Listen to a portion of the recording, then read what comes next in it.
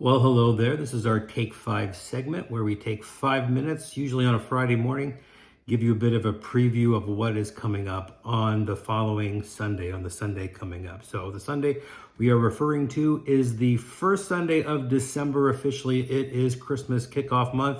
It is the 4th of December. We hope that you will join us in person at 10 o'clock here at Faith Church. If not, you can definitely catch us on YouTube, through our Facebook.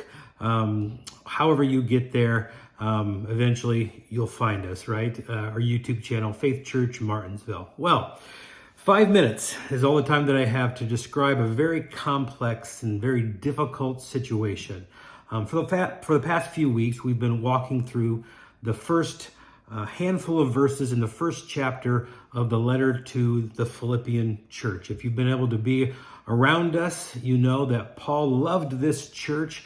If you were able to catch us on YouTube, you were able to watch perhaps some of the teachings regarding the first handful of chapters. We gave you a bit of a flyby overview of the entire book a few weeks ago.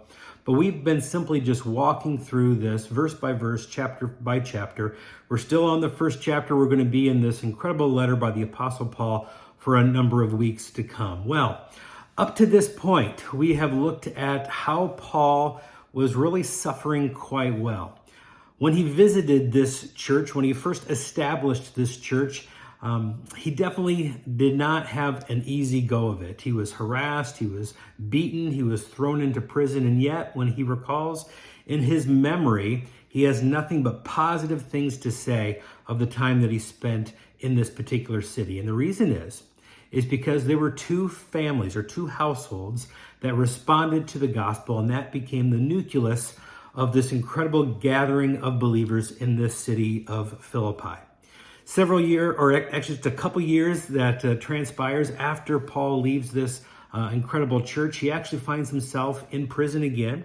This time he's in a Roman prison. He's undergone so many different trials, a shipwreck, an assassination plot to take his life, because Paul was a very famous prisoner.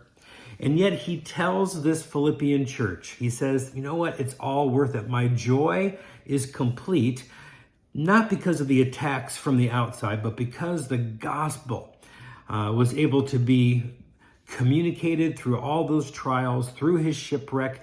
Paul turned his prison into a platform, and we talked about this. That was why the center cornerstone piece of his joy is not on circumstances that happened to him. It is centered on the gospel, and the gospel cannot be contained.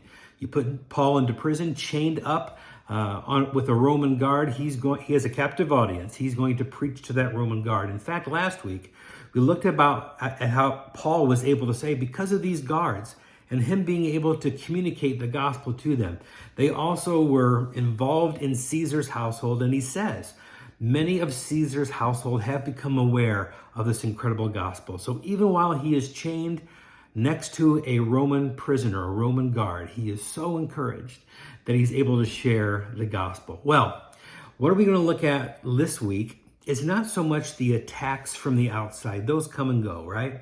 In fact, Jesus said to his disciples, the world's going to hate you because the world hated me.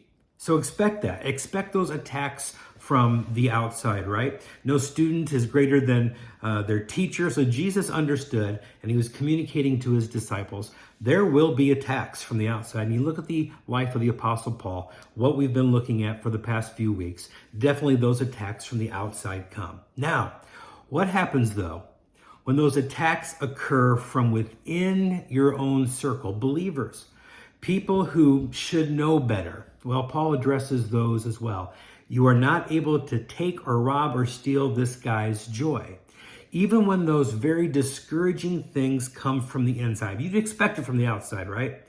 But what sometimes knocks us off, sometimes makes us incredibly discouraged, is when those from our inner circle, those from within our family, tend to hurt us, right? And obviously this happened to the Apostle Paul, and he addresses that. So how do you address those attacks from the inside? Well, we're going to be looking upon that on that topic this Sunday. We hope that you'll join us in person at 10 o'clock at Faith Church. God bless. Have a great remainder of your day.